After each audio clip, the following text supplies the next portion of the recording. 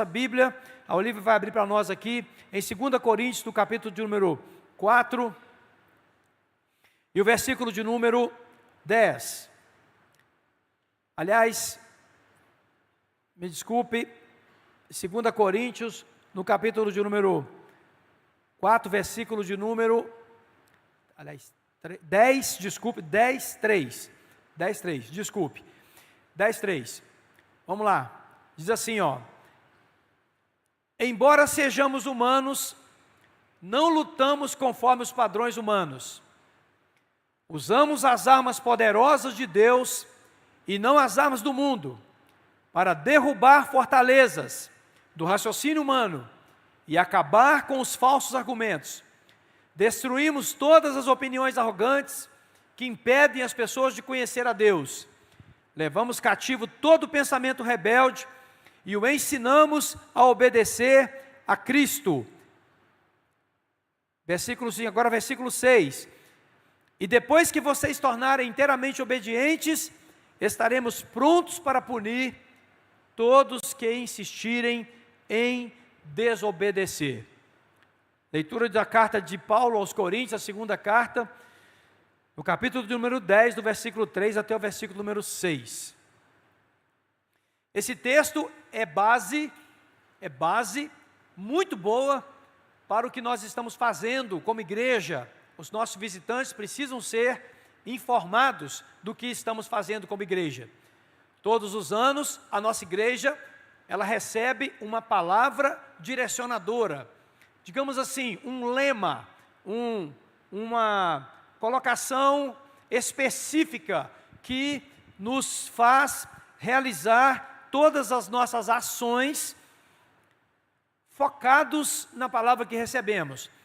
E eu creio que a essas alturas, praticamente todos que estão aqui, temos muitos visitantes aqui hoje, e nós saudamos vocês com muita alegria, já sabem que nós estamos num ano de, o que, gente? Percebe, visitante, como é que a igreja sabe que tem uma palavra? Um ano, de novo, de? Ok, mas nós agora entramos numa fase desse aprofundamento, onde nós estamos o quê? Fazendo o quê, minha gente? Quebrando fortaleza. Está vendo, visitante nosso?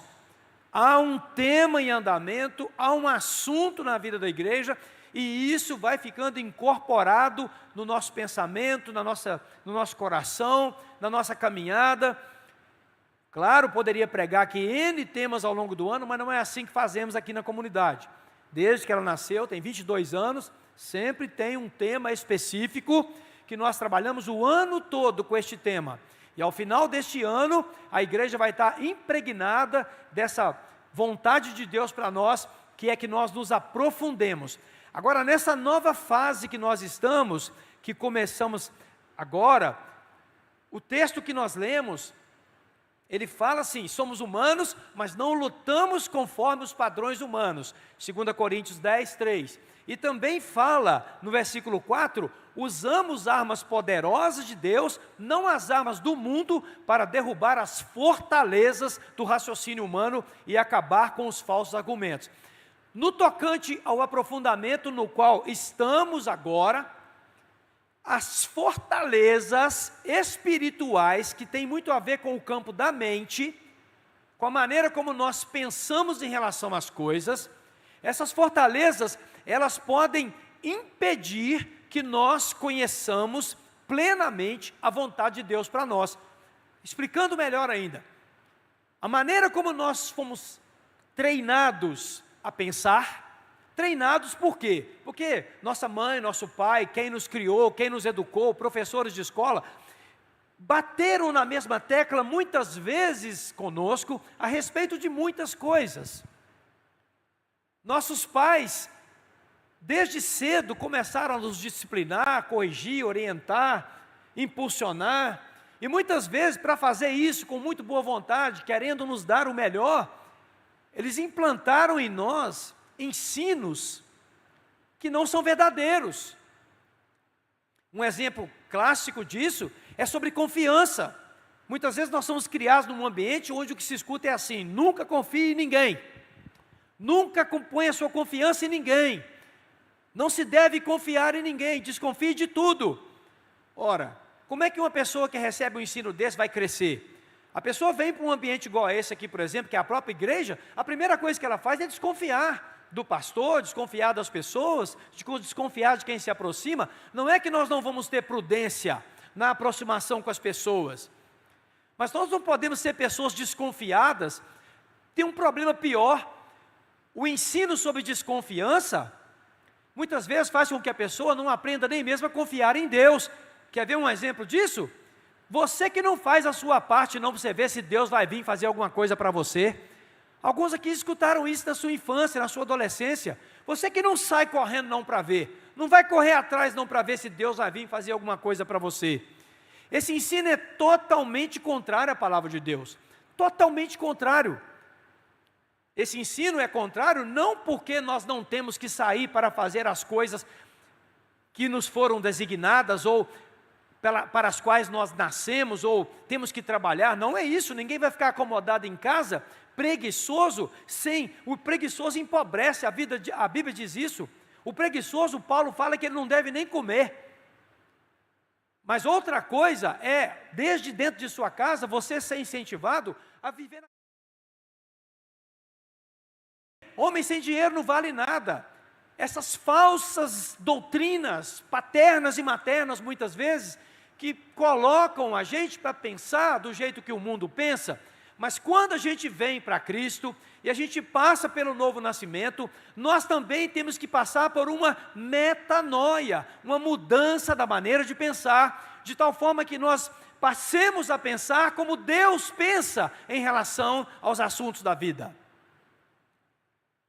Mas as fortalezas que foram plantadas dentro de nós, aqui principalmente no campo da mente, elas impedem que nós recebamos isso. Inclusive, o versículo de número 5 diz assim, olha: destruímos todas as opiniões arrogantes que impedem, olha bem, impedem as pessoas de conhecer a Deus. Opiniões arrogantes: eu não dependo de ninguém, eu não dependo de Deus. No íntimo, a pessoa não fala com a boca, mas no íntimo ela age assim. Deus não vai vir resolver meus problemas. Inclusive, em muitos lugares se diz assim: Deus criou esse mundo, virou as costas e foi embora. Isso quando, na vida da própria pessoa, esta história de que Deus foi embora, está diretamente ligada ao abandono paterno. É o pai que foi embora. E agora o filho não consegue mais acreditar que Deus ama, que Deus cuida. Por quê? Porque o pai natural foi embora, foi omisso, foi violento, foi maldoso, foi abusador. Como é que ele vai agora acreditar que Deus ama? Os abusos, as violências, as disciplinas mal feitas ao longo da nossa vida, as coças dolorosas, pesadas, criaram estruturas no nosso pensamento. Estruturas essas que impedem que nós conheçamos a Deus. Por isso nós precisamos quebrar as fortalezas. Nessa noite eu quero dar 2 exemplos, se o tempo me permitir. Um eu tenho certeza que eu consigo. E eu quero utilizar uma máxima da hermenêutica. O que é hermenêutica? Hermenêutica é a ciência do estudo das coisas, especialmente dos textos. Na hermenêutica bíblica, quando você quer falar de um princípio, você deve buscar a primeira vez em que esse princípio é mencionado. Quando você quer saber mais ou menos, ou bem, o padrão de Deus para determinada coisa, você deve voltar lá no Velho Testamento de preferência, se é que este assunto aparece primeiramente lá, de tal forma que você possa, ao longo da leitura das Escrituras, baseado naquele fato original, você perceber que o modo de Deus agir não mudou. Esse é um princípio de interpretação muito importante que nós temos que ter. Então, eu quero pedir ao Olívio que coloque para nós o primeiro exemplo que eu quero dar de uma destruição de fortalezas. Ele está em Gênesis, no capítulo de número 3, aliás, no capítulo de número 4, Gênesis no capítulo de número 4, versículo de número 1. Diz assim o texto, ó, Gênesis 4, 1. Preste atenção, eu vou ler pausadamente. Adão teve relações com Eva, sua mulher, que engravidou. Quando deu à luz Caim, ela disse: com a ajuda do Senhor, tive um filho. Continuando o texto. Tempos depois, deu à luz ao irmão de Caim e o chamou de Abel. Quando os meninos cresceram, Abel se tornou pastor de ovelhas, Caim cultivava o solo. Em outras palavras, lavrador, né? E pastor de ovelhas. No tempo da colheita,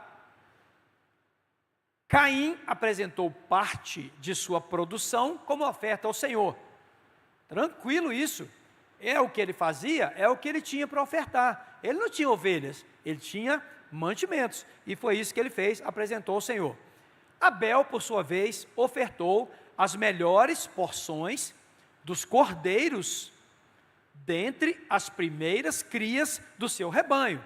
Aqui já tem uma coisa interessante em relação à oferta de Abel, e aí vem um princípio que é a primícia, ou seja, o nosso Deus é um Deus que estabeleceu em sua palavra que Ele deveria sempre ter prioridade. É tanto que em Mateus, Jesus, o próprio Deus encarnado, atesta isso dizendo: ponham em primeiro lugar, Mateus 6,33, coloquem em primeiro lugar o reino de Deus e a sua justiça, e todas essas coisas que foram mencionadas antes serão acrescentadas. Então nós vemos um padrão de Deus. O nosso Deus é um Deus que pede, na verdade ele não pede, ele ordena prioridade.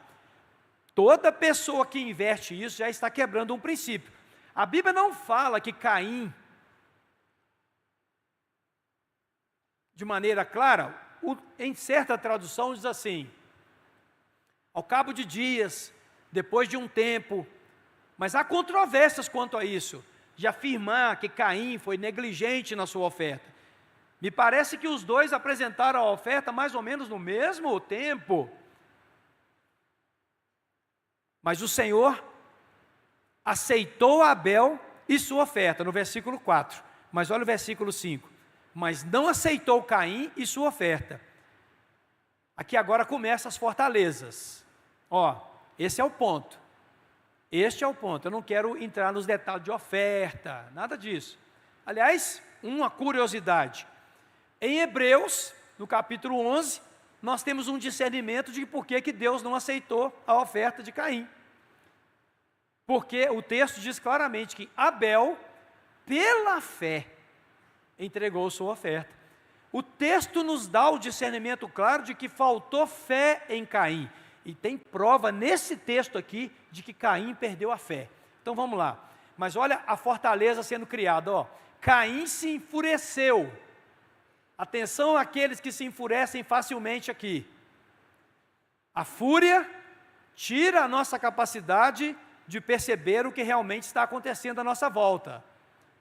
É por isso que a Bíblia diz que a justiça do homem não produz a justiça de Deus. A ira não produz a justiça de Deus. A ira do homem não produz a justiça de Deus. Então Caim se enfureceu e ficou transtornado. Outro problema que tira a nossa capacidade de perceber com equilíbrio as coisas que estão acontecendo. Fúria e transtorno mental. Imagino que deve ter ficado uma mente acelerada naquele momento que Caim percebe que ele e sua oferta haviam sido rejeitados por Deus. Versículo 6.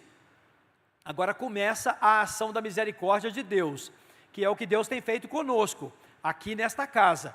Por que você está tão furioso?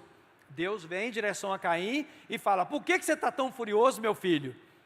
O Senhor perguntou a Caim: por que está tão transtornado? Veja, o Senhor, Deus, ainda mantinha contato muito pessoal com seus filhos, com aqueles que eram criados por Ele. Deus ainda continuava vindo pessoalmente. Gente, essa conversa aqui é uma conversa muito personalista. Meu filho, Caim, por que você está tão furioso? Por que está tão transtornado? E o texto continua: se você fizer o que é certo, então agora Deus começa a mostrar a Caim a causa do erro dele. Diz assim, olha, você está aí todo transtornado, está todo agitado, mas preste atenção, se você fizer o que é certo, será aceito. Mas se não fizer, olha o alerta de Deus, tome cuidado, o pecado está à porta, à sua espera, e deseja controlá-lo. Pessoas que são tomadas de fortalezas emocionais, sentimentais, pensamentos, uma coisa está muito intimamente ligada com a outra, não há como separar muito o espírito de alma, a Bíblia é capaz de separar isso, mas nós não somos capazes. O que é pensamento, o que é sentimento, tudo isso está muito misturado, pode ser até que a teologia tente separar isso, mas não é totalmente possível dizer o que é alma, o que é espírito, mas a Bíblia diz o que é alma e o que é espírito. O Senhor fala com ele assim, o pecado está à sua porta, e deseja controlá-lo. Pessoas que têm fortalezas em suas vidas, por conta dos episódios que aconteceram na sua trajetória, são dominadas pelo pecado. O pecado está à porta à sua espera, e deseja controlá-lo, mas é você que deve dominá-lo. Continuando o texto, Caim sugeriu a seu irmão, vamos ao campo, e enquanto estavam lá, Caim atacou seu irmão Abel e matou. Veja, tudo começa com uma desobediência, porque já tinha sido estabelecido um critério para que a oferta fosse entregue pela fé. Isso está lá em Hebreus no capítulo 11. Não é só uma questão de ser carneirinho, não é porque tem que ter sangue, não tem isso nas Escrituras, não é porque Caim entregou legumes, hortaliças, não. E talvez tenha chegado depois de Abel na prestação do culto, não é muito isso que está sendo dito no texto, mas uma coisa é certa, quando alguma coisa acontece na nossa vida, e aqui no caso aconteceu com Caim, fruto da sua própria desobediência, e muitas vezes nós somos cercados aí pelos pensamentos, às vezes os próprios pensamentos a respeito do que fizemos, ou então alguém nos acusa de termos feito algo, ou alguém nos corrige de maneira dura, ou alguém nos dá uma reprimenda. Muitas vezes, há uma tendência de que estruturas poderosas, fortalezas, sejam criadas dentro de nós, e o resultado está aqui, ó. Caim ataca o seu irmão e mata. Olha o ponto que pode chegar uma pessoa que endurece o seu coração. Ele ataca o seu irmão e mata o seu irmão. Continuando o texto, então o Senhor perguntou a Caim, olha a misericórdia de Deus continuando, onde está seu irmão? Claro que Deus sabia o que tinha acontecido. Onde está Abel? Não sei. Mentira, respondeu Caim. Estruturas que existem em nós nos fazem não perceber o estado de pecado em que nós estamos, e nós somos levados ao erro. Aqui no caso, assassinato, mentira. Por acaso sou responsável por meu irmão, e agora eu já me torno rebelde, e agora eu já me posiciono contra o próprio Deus que eu sirvo. Quero pedir ao pessoal do apoio que desligue essas máquinas, por favor, porque não há mais necessidade delas, tá bem? Continuando o texto, então Deus disse, o que você fez? Ouça, o sangue de seu irmão clama a mim da terra. O sangue de seu irmão clama a mim da terra. Então aqui o Senhor já está entrando numa demanda, aliás, com Caim, né? Continuando, o próprio solo que bebeu o sangue do seu irmão, sangue que você derramou, amaldiçoa você. Continuando, o solo não lhe dará boas colheitas. Olha as consequências, gente, de um coração endurecido, de um coração duro, cheio de fortaleza. Por mais que você esforce, e de agora em diante você não terá um lar e andará sem rumo pela terra. Aqui tem o primeiro episódio depois da queda do homem, mostrando o que uma estrutura de um coração endurecido pode causar na vida de uma pessoa. O assassinato do seu irmão, mentira, revolta contra Deus, e o desígnio de Deus, não terá parte comigo. E a Bíblia diz que Caim foi colocado sobre ele uma marca, que muitos discutem por aí o que é, isso não vem ao caso, e ele sai errante para o deserto, e vai viver longe do Éden. O texto diz isso, ele se afasta do Éden. É outra consequência também das estruturas que são colocadas em nós. Nós paramos de viver o Éden, nós começamos a viver de forma carnal, e nós só conseguimos enxergar erros, problemas, defeitos, críticas, nós só olhamos o que está errado. Quando uma pessoa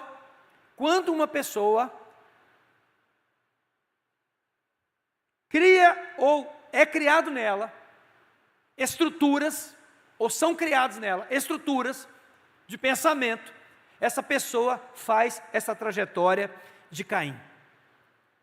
Eu anotei alguns pontos aqui que eu quero passar para você de maneira rápida. Caim e Abel, cada um tinha uma especialidade. Caim era agricultor, Abel era pastor de ovelhas, Caim era primogênito. Veja, Caim era o primogênito, veio com o auxílio do Senhor, conforme o texto diz. Ofertas já tinham sido estabelecidas por Deus desde o princípio, as ofertas de ambos seriam aceitas, tanto mantimentos quanto cordeiros, as ofertas seriam aceitas, mas houve uma diferença entre eles. E ali no momento da desobediência, aquela diferença apareceu, e o Senhor então rejeita a oferta, e Caim se irrita com a rejeição de sua oferta, e a rejeição de si também, porque o Senhor o rejeitou. E aqui eu quero então pegar o ponto para nós aqui. Irritação é uma fortaleza perigosa. O texto diz que, na versão que eu li, na NTLH, que ele fechou a cara. Fechou a cara. Ele demonstrou insatisfação, ele demonstrou descontentamento, ele na verdade demonstrou resistência ao fechar a cara. Por quê? Porque ele não vigiou, porque o Senhor deu um aviso a ele: Caim, Caim, o pecado está batendo a sua porta, vigia porque ele quer te pegar. Caim, o pecado quer te pegar, cabe a ti, Caim, dominá-lo. Mas Caim não dá atenção ao que o próprio Deus fala. Atenção, quem sabe tem alguém que nessa noite, tomara que não tenha, pessoas que não estão dando atenção ao que Deus está falando com elas. O Senhor está falando, não vá por esse caminho, e a teimosia está lá. O Senhor está falando assim, o caminho certo é esse, e a pessoa não alinha com o caminho certo, nas diversas áreas da vida. Exemplo, já passou pela escola de casais da igreja, mas até hoje o marido não se posicionou como um homem que teme a Deus e anda nos seus caminhos. Atenção, marido, o Senhor está falando, atenção, marido, o pecado está batendo a porta, daqui a pouco coisas piores acontecem. Passou pelo seminário de finanças da igreja, mas não obedece nada que está lá, e fica essa rotina de altos e baixos, nunca tem uma estabilidade financeira, nunca tem uma reserva, nunca está em obediência a Deus nos dízimos, nunca, não está, entra ano, sai ano. E o Senhor está falando, meu filho, anda pelo meu caminho que você vai ter paz. Deus fez isso com Caim. A correção de Deus foi um alerta. O Senhor deu a ele um alerta. Mas a fortaleza do coração de Caim impediu que ele percebesse o alerta que estava sendo dado. Meus queridos, atenção. Fortalezas espirituais nos impedem de ver e ouvir os alertas que estão sendo dados, inclusive por pessoas à nossa volta. Quando eu me posiciono daquele jeito assim, eu sei o que eu estou fazendo, não me interessa o que os outros estão pensando, eu estou fazendo e é assim que é certo. Quando eu me posiciono dessa maneira, quando eu digo assim, ninguém vai mudar minha opinião, eu estou com uma fortaleza muito clara na minha vida.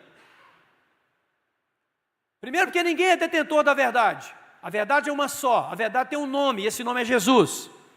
A verdade tem um nome, é Jesus. Filosofias humanas não podem comandar a nossa vida. Sim, não podem. Nós não nos guiamos conforme os princípios deste mundo. Mas, queridos, todos nós temos sim, implantados dentro de nós, filosofias humanas. Todos nós temos. Mas nós precisamos checar esses conceitos de acordo com o que a Bíblia diz. O que a Bíblia diz sobre aquilo que eu estou vivendo, sobre a maneira que eu estou pensando. Mas quando o meu coração está endurecido pelas fortalezas da vida, eu sou impedido de perceber os alertas de Deus, os avisos de Deus. Eu desprezo os avisos de Deus. Eu disse hoje do seminário nível 3, maravilhoso seminário que nós tivemos. Meu Deus, como os irmãos testemunharam da forma linda como tudo aconteceu. Eu disse hoje do seminário, aí eu só posso responder por mim. Acho que ainda posso responder pela minha esposa, porque eu sei o pensamento dela sobre isso. Nós somos nós estamos abertos ao que Deus quiser nos mostrar. Não importa se eu tenho 61 anos, não importa se eu tenho 61 de igreja, não importa se eu sou pastor, não importa se eu sou o pastor que preside essa igreja, não importa. Do ponto de vista do que Deus quer me mostrar, se eu me fechar para o que Deus quer me mostrar, eu sou um tolo. E os que se fecham para o que Deus está mostrando, estão se comportando como tolos. E vão ter as consequências da tolice. Caim se comportou como um tolo. Caim não escutou o alerta de Deus. Ao contrário, o seu orgulho prevaleceu e ele rejeitou o Senhor, ao ponto de falar com Deus assim, eu tenho que dar conta do meu irmão, rapaz. Aqui num jeito mineiro de falar, Caim falando com Deus, eu que tenho que dar conta do meu irmão? Vai procurar o Senhor se o Senhor quiser. Olha o ponto que um homem pode chegar diante de Deus, com o seu nível de arrogância.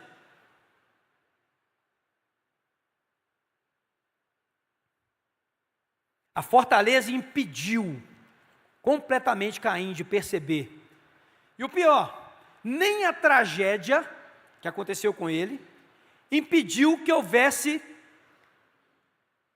um aprofundamento da dureza. Nem o que aconteceu, nem a tragédia. O irmão dele foi morto, ele foi sentenciado como alguém errante. O Senhor falou, você vai rodar por aí, você não vai ficar aqui nessa terra.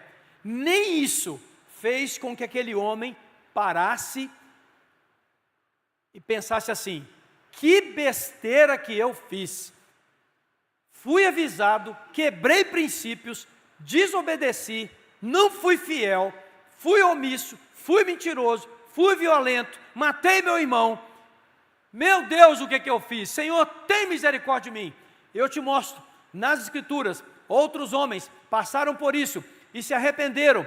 E depois, ao contrário de Caim, exemplo, Davi foi considerado homem segundo o coração de Deus, sendo culpado de assassinato, adultério e tantas outras coisas, negligência com os filhos. Davi foi um homem com um histórico muito ruim, mas em Atos dos Apóstolos, ele é mencionado como homem segundo o coração de Deus, e é muito fácil entender isso, porque no Salmo 32, ele declara o que aconteceu com ele. Ele fala assim, então confessei a Deus todos os meus pecados, e isso foi cura para os meus ossos. Homem quebrantado, homem que permitiu que as fortalezas do orgulho, as fortalezas do engano, da vaidade, fossem quebradas. Eu tenho uma pergunta para te fazer. O visitante está chegando aqui pela primeira vez, amém, mas você também está debaixo da mesma pergunta. Meu irmão, você está totalmente aberto para Deus quebrar as fortalezas? O Senhor está falando com a igreja, igreja minha, quebranta o teu coração, igreja. Filho meu, quebranta o teu coração, não endureça. O texto é claro, se hoje ouvirdes a voz do Senhor teu Deus, não endureçais, ou se hoje ouvirdes, não endureçais o vosso coração. Em certo lugar ainda faz a comparação com o que o povo experimentou no deserto, como nas águas de Meribá, quando o povo murmurou, e ali o Senhor fez uma coisa estrondosa no meio daquele povo. Os murmuradores ficaram no meio do deserto. Nenhum murmurador entrou na terra prometida. Nenhuma pessoa reclamadora nenhuma pessoa murmuradora, crítica, nenhuma pessoa crítica entrou na terra prometida. Crítica no sentido de maligno, no sentido de destrutivo, não é crítica construtiva. Por exemplo, os avisos hoje foram dados gravados porque eu recebi uma crítica construtiva. Pastor, que tal fazer a gravação para ficar mais curtinho? 5 minutos, dei todos os avisos da igreja, construtivo. Agora outra coisa é você estar ouvindo aqui o tempo todo que tem que ter uma mudança de conduta e de postura e ficar com o coração endurecido e falando dentro de si, não, isso não é comigo, eu não preciso disso, eu já estou bem, minha vida está toda certinha. Eu não ofendo ninguém, eu não machuco ninguém, eu não roubo de ninguém, estou cuidando da minha vida. Estruturas que existem dentro de nós que precisam ser trabalhadas. Deus deu oportunidade a Caim de arrependimento, mas uma coisa chamada, preste atenção, obstinação. Obstinação já havia dominado Caim. O que é obstinação? Eu fui ver lá no dicionário a definição exata. Obstinação, sabe o que é? Apego às próprias ideias. Eu não sabia, eu sempre achei que a obstinação era assim, resistir a Deus, resistir a Ele, mas eu nunca tinha pensado por esse ângulo, que a obstinação é, a minha ideia é a que vale, não quero nem saber, alguns chegam a dizer, nem o que a Bíblia diz. Eu acho que não é o caso da maioria aqui, mas tem pessoas que congregam em igrejas, preste atenção, que congregam em igrejas, mas são obstinadas. São obstinadas por quê? Porque elas não se submetem ao que Cristo lhes ordenou. Elas não colocam em primeiro lugar o reino de Deus e a sua justiça. Eu não estou falando de templo, não. O reino de Deus aqui dentro do coração. Não é colocar em primeiro lugar, vir aqui para a igreja, que as pessoas pensam desse jeito. Colocar em primeiro lugar é vir para a igreja e fazer alguma coisa aqui na igreja. Não. Primeiro lugar, o reino é o domínio de Deus aqui dentro, inclusive e principalmente quando você está sozinho naquelas situações. Os princípios de Deus reinando nas suas decisões. Quando você vai tratar um empregado, quando você vai tratar a sua esposa, quando você vai tratar um filho, quando você está andando no trânsito da cidade, quando você está comprando, quando você está vendendo.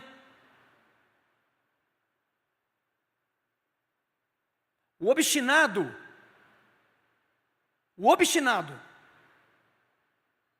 ele nem avalia o que o outro está falando. E muitas vezes um aviso pode estar sendo dado para livrar uma pessoa de uma desgraça. Meu irmão, especialmente os casados aqui, não sejamos obstinados. O nosso cônjuge pode estar nos mostrando algo que vai nos tirar de uma enrascada. E aí você, com dureza, estigmatizado, não dá ouvido. Às vezes pode estar faltando sabedoria em quem fala também. Melhor que fosse. Mas não é melhor, mesmo sem sabedoria, você prestar atenção no que aquela pessoa está falando? Vai que a pessoa que está falando com você é a pessoa ofendida. E ela está te dando um aviso. Você precisa prestar mais atenção. Os obstinados pensam que estão certos. Nunca estão dispostos a reconhecerem que são falhos. E essa é uma tendência de todos nós, a obstinação. Caim foi um homem obstinado e andou errante pelo mundo. Receba o aviso profético nessa noite. O obstinado não tem lugar aonde reclinar a cabeça. O obstinado não herda nem mesmo o reino de Deus, nem aqui e nem lá. O quebrantado tem o favor do Senhor. O obstinado, Deus é contra ele. Porque Deus resiste ao soberbo, mas Deus dá graça ao humilde. E ele vai dando linha. Veja o que ele fez com Caim. Ele veio a Caim 3 vezes, gente. no processo, ele veio a Caim 3 vezes. Cadê Caim? O que você está fazendo, Caim? Presta atenção, Caim. Caim colhe a maldição. Meu Deus do céu. E ele perde a comunhão com o Éden. Pessoas que não permitem a quebra de fortalezas da sua vida. Pensamentos que você tem, pré-concebidos. Muitos deles, ao longo de toda a sua vida, você os alimentou. Não experimentam o Éden. Não experimentam a vida abundante que Deus preparou para elas. O segundo exemplo que pelo que vejo aqui, eu tenho tempo para fazer, é um exemplo também, talvez não tão grave, porque esse exemplo do primeiro aqui, do Caim, resultou na morte do irmão dele. Eles eram assim, unha e carne, muito próximos, tinham nascido de períodos muito próximos um do outro, cada um fazia uma coisa. O próximo exemplo é o que está em Juízes, no capítulo 6. Juízes, no capítulo 6, eu quero mostrar para você um exemplo de uma outra coisa. Juízes, no capítulo 6, versículo de 1 a 16. Eu vou ler todo, se eu não conseguir terminar hoje, eu termino semana que vem. Os israelitas fizeram o que era mal aos olhos do Senhor. É a história de Gideão. Por isso o Senhor os entregou nas mãos dos midianitas, durante 7 anos. Continuando o texto. Os midianitas eram tão cruéis, que os israelitas fizeram para si esconderijos nas montanhas, nas cavernas, nas fortalezas. Sempre que os israelitas faziam o plantio, saqueadores de Midian, de Amaleque e de outros povos do leste, atacavam Israel, acampavam na terra e destruíam as plantações até Gaza. Era uma coisa horrorosa. Levavam ovelhas, bois e jumentos, e não deixavam coisa alguma para Israel comer. Esses bandos inimigos, que vinham com seus rebanhos e tendas, eram como uma praga de gafanhotos, levavam tudo, gente. Chegavam em camelos, tão numerosos que era impossível contá-los, e só partiam quando a terra estava devastada. Olha isso, enquanto eles não arrasavam tudo, igual está acontecendo agora lá em Gaza. Os midianitas reduziram Israel à mais absoluta pobreza, e o povo pediu socorro ao Senhor. E agora aqui, o caos já está instalado, e agora o povo lembra que tem um Deus, e ele ora. Aí quando os israelitas clamaram por causa de Midian, clamaram ao Senhor por causa de Midian, diz o texto, o Senhor lhes enviou um profeta que disse, atenção, olha o profeta avisando, hein? Olha o profeta, trazendo uma notícia, trazendo um propósito, trazendo uma revelação. E olha o que uma fortaleza faz quando Deus te dá uma promessa. Deus tem promessa para cada um de nós aqui. Pode dar um glória a Deus aí, que vocês estão muito calados. Esse tipo de mensagem não é para arrancar muito glória mesmo. Mas agora é. Deus tem promessa para cada um aqui. Tem promessa individual, tem promessa coletiva, tem promessa que corresponde a todos. Amém. O Senhor lhes enviou um profeta, versículo 8, que disse, assim diz o Senhor, Deus de Israel. Aí Deus lembra aquele povo, eu os tirei da escravidão do Egito. O Senhor começa aqui já a quebrar fortalezas, que aquele povo estava em rebelião contra Deus e sofrendo as consequências de uma destruição por causa da maneira como eles conduziram a vida deles. Eu os livrei dos egípcios e de todos que os oprimiam. Esse povo já tinha sido livre. Expulsei seus inimigos e dei a vocês a terra deles. Eles estavam em Canaã. Mas olha que coisa terrível. Disse a vocês, eu sou o Senhor seu Deus, não adorem os deuses dos amorreus, em cujas terras agora vivem, mas vocês não me deram ouvidos. O Senhor está falando com esse povo assim, você virou idólatra, você colocou outro Deus no meu lugar. Atenção, Isso foi lá, mas nos dias de hoje, nós estamos correndo esse risco constantemente de colocar outros deuses no lugar de Deus. Você quer ver um Deus que muitos podem estar colocando no lugar de Deus? O eu. Tudo eu. É para mim. Egoísmo, egocentrismo. Idolatria do eu. É o que domina esse mundo hoje, o antropocentrismo, o homem como centro de tudo, é a cultura contemporânea mais evidente. Eu preciso ser feliz, eu preciso ser empoderado, eu tenho direito, eu. Quanto mais ainda num mundo globalizado e de redes sociais, o eu, o tempo todo. Eu.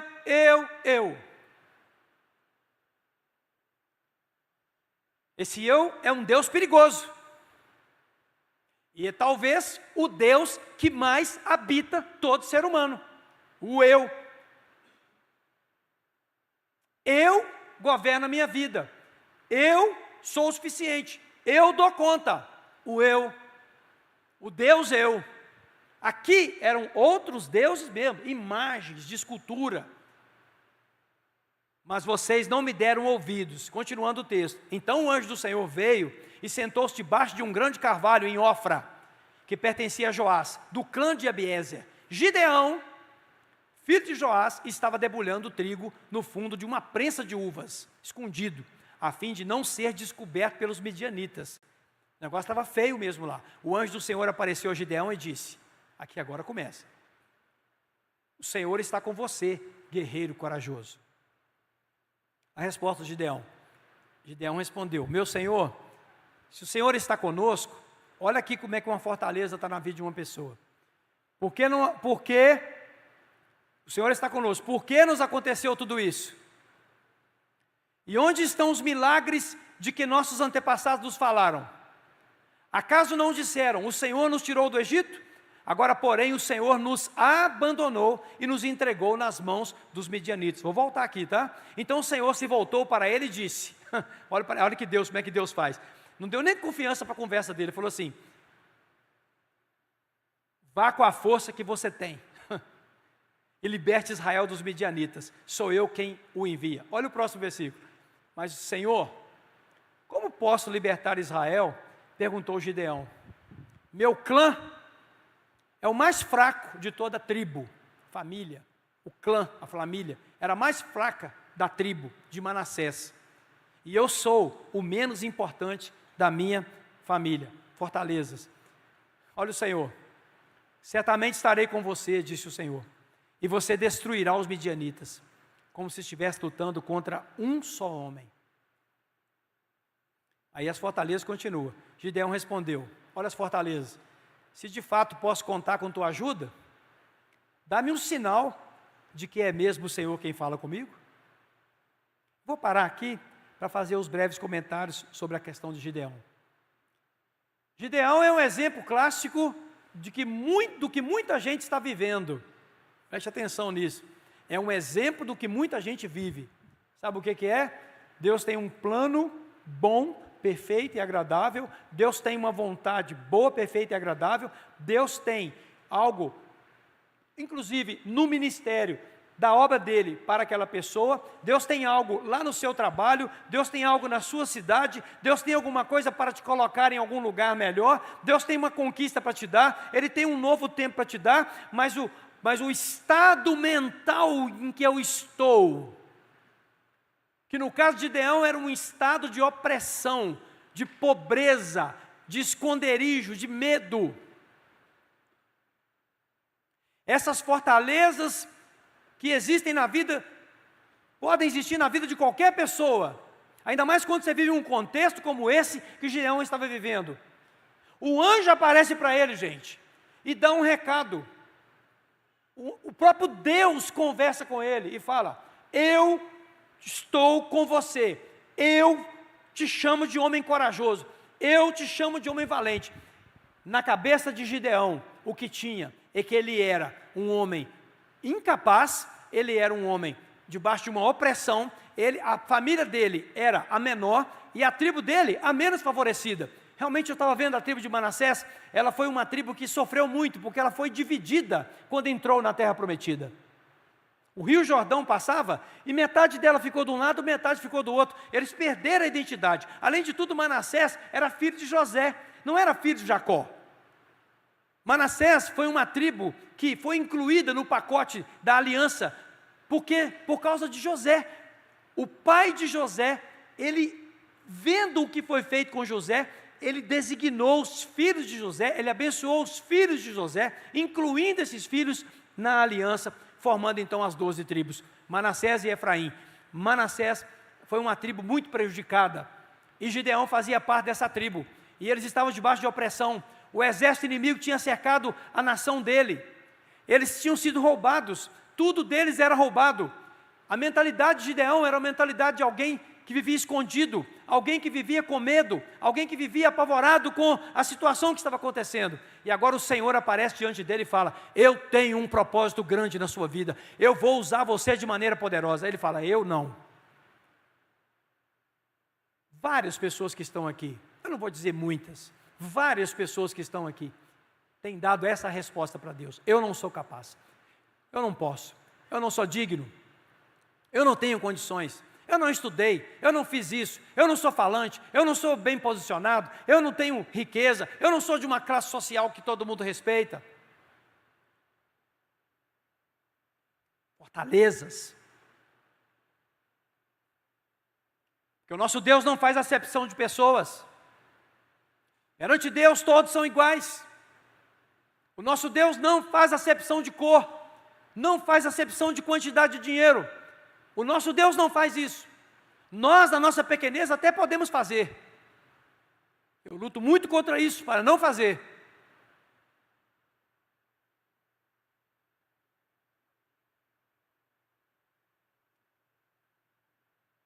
Se nós mantivermos fortalezas espirituais em nossa vida, nós não experimentaremos todo o plano de Deus para nós. O prejuízo vai ser muito grande. Se você continuar lendo a história de Gideão, você vai ver que o Senhor foi com ele, foi caminhando com ele. A vitória que Deus deu a Gideão foi esmagadora. Gideão foi aquele que chegou com 32 mil homens para lutar, e Deus falou com ele assim: não, tem gente demais aí. Deixou 300, e com os 300, mais de quase 130 mil midianitas. Entraram numa crise e tiveram que, muitos morreram, perderam o rumo, porque o Senhor fez com que, do pouco, o poder dele se manifestasse com muito. Porque o Deus que eu estou pregando aqui nessa noite, que você está escutando aqui, é o Deus que pega o que você tiver e transforma em muito para a glória dele. Mas com uma vida cheia de fortalezas, aqui que não foram destruídas pelo poder da palavra do Senhor, nós não desfrutaremos o que Deus preparou. Não desfrutaremos.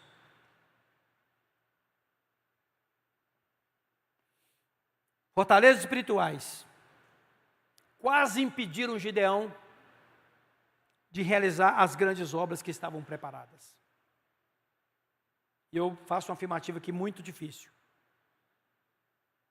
Vários dos que estão aqui nessa noite, várias pessoas que estão aqui nessa noite, também estão sendo roubadas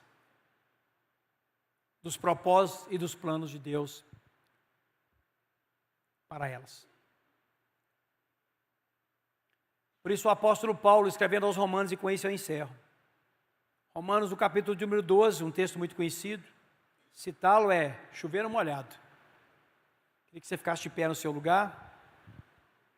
Logo após a leitura, vamos orar e vamos encerrar o nosso culto.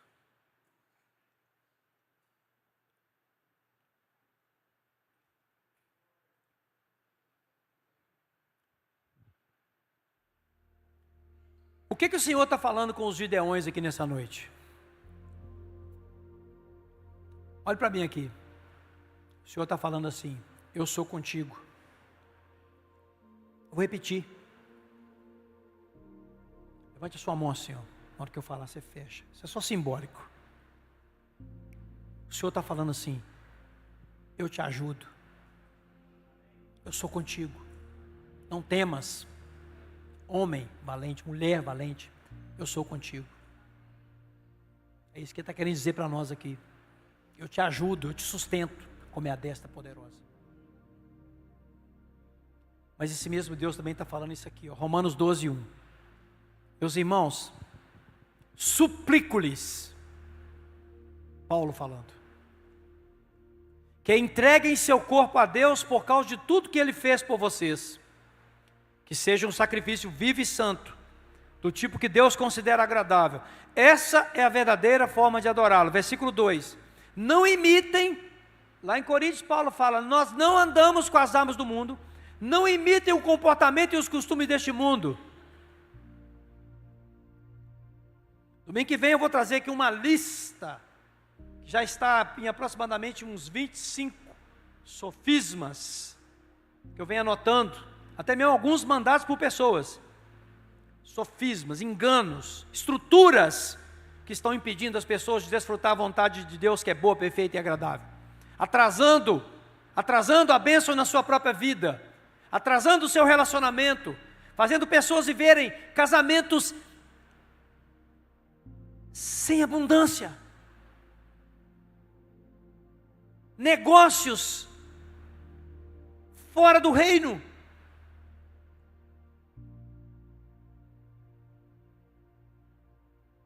ministérios que não nasceram ainda, por causa da maneira errada de pensar, que Paulo combate aqui agora. Não imitem o comportamento e os costumes deste mundo, mas deixem, olha a palavra para essa igreja dessa noite, deixem que Deus os transforme por meio de uma mudança em seu modo de pensar, a fim de que experimentem a boa, agradável e perfeita vontade de Deus para vocês. E eu digo amém. Pode fazer na minha vida, Senhor. Pode fazer na minha vida. Tudo que o Senhor quiser. Eu quero estar totalmente flexível ao agir de Deus. Feche os seus olhos. Com base no que você acabou de ouvir, faça a sua oração. Fala com Deus: Senhor, eu não quero ser um Caim, eu não quero ser um Gideão. Pelo menos até onde eles erraram. Caim permaneceu errado, errante. Gideão não, Gideão foi convencido pelo Espírito de Deus e tomou atitudes, e acabou sendo um vitorioso guerreiro, talvez um dos maiores da história de Israel, porque ele se quebrantou, porque ele ainda fez prova com Deus. O Senhor é misericordioso, ele fez prova com Deus, e Deus não foi impaciente com ele, Deus o conduziu naquelas provas, mas Deus acabou levando Gideão para vitórias gloriosas. Eu quero profetizar que nessa noite o Senhor quer nos dar vitórias gloriosas, oh aleluia, nos relacionamentos, gente, no casamento, na criação dos filhos, lá nos negócios, no meio desse mundo corrompido, no nosso ministério, levantar novos líderes, levantar novos pastores, levantar novos presbíteros, levantar novos diáconos, obreiros do apoio, obreiros do infantil, gente que vai para amanhã, para o trabalho como missionário, com coragem, com ousadia, levando a mensagem do reino, gente que está lá no consultório, mas é um profeta lá no consultório, gente que está lá no balcão da loja, mas é uma chama viva, é uma luz que está iluminando aquele lugar, gente que tem coragem de se levantar contra as obras das trevas, com sabedoria, com entendimento, sem ignorância, gente que tem uma palavra de correção para a sua família, autoridade para corrigir a sua família, no temor do Senhor, levar a sua família ao conhecimento de Cristo. O Senhor quer levantar Gideões aqui neste lugar, Gideões, isso abrange homens e mulheres, Gideões, sim, que se no primeiro momento podem se enxergar pequenos, que bom, mas o Senhor está te dizendo: eu te ajudo, eu te sustento, eu te levanto, eu te envio, eu te capacito, eu sou contigo. A luta não é sua, foi como Gideão viveu, a luta não foi dele, o Senhor pelejou, de maneira miraculosa. Leia Juízes 6 depois e 7. Você vai ver o Senhor dando uma vitória tremenda a Israel, porque um homem se posicionou no lugar certo. E nós estamos proclamando aqui, homens e mulheres se posicionando no lugar certo. No lugar certo. No lugar que Deus preparou para nós, para cada um de nós. Reativação de ministérios, eu profetizo aqui agora em nome de Jesus. Gente que serviu e parou de servir, o Senhor está dizendo: eu sou contigo, eu te ajudo. E Ele vai quebrar essas fortalezas em nome de Jesus. Meu Deus do céu. Eu vou te falar como é que Deus quebra a fortaleza. Vou te falar como é que Deus quebra a fortaleza. Jeremias 29, 23. Jeremias 23. E eu vou... Jeremias 23, 29. Coloca aí, Olívia. Leia comigo isso aqui. E é com essa que nós vamos encerrar a nossa reunião. Todo mundo está pronto? Estenda as suas mãos. Olha o Senhor falando com a igreja. Atenção, o Senhor falando com a igreja. Atenção, o Senhor está falando com a igreja. Comigo, com você. Quantos recebem a palavra que vem de Deus aqui? Leia comigo. Acaso minha palavra não arde como fogo? Diz o Senhor. Não é como um martelo que despedaça a rocha?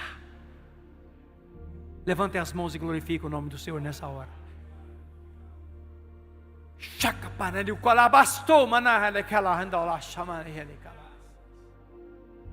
Por acaso a minha palavra, diz o Senhor, não é como um martelo, em outra versão diz como uma marreta que quebra a pedra. Cheia uma comba da tastomaneca lá. O Senhor vai quebrar fortalezas. É melhor você cair em cima da pedra do que ela cair em cima de você. Caia em cima da pedra. Isso está nas Escrituras. Deite em cima da pedra, que é a palavra. Não deixe essa pedra te espremer, porque para Deus fazer o que Ele quer, se for preciso, Ele quebra, Ele despedaça. O Senhor está avisando a igreja, domingo após domingo, domingo após domingo, com as mãos levantadas, dê graças ao nome do Senhor, encerrando a sua reunião, indo para casa debaixo dessa palavra. Não saia debaixo disso que o Senhor está falando com você. Pergunte ao Espírito Santo sobre essas coisas. Clame por Ele. Ele vai te responder. Ele vai te iluminar. Submeta-se à palavra de Deus. Se alguém precisa de uma oração, os pastores da igreja vão estar aqui à frente. Em 1 minuto eles vão estar já aqui na plataforma. Que o Senhor te abençoe e te guarde. Que o Senhor faça resplandecer o seu rosto sobre ti e tenha misericórdia de ti. O Senhor sobre ti levante o seu rosto e te dê a paz. A paz que excede todo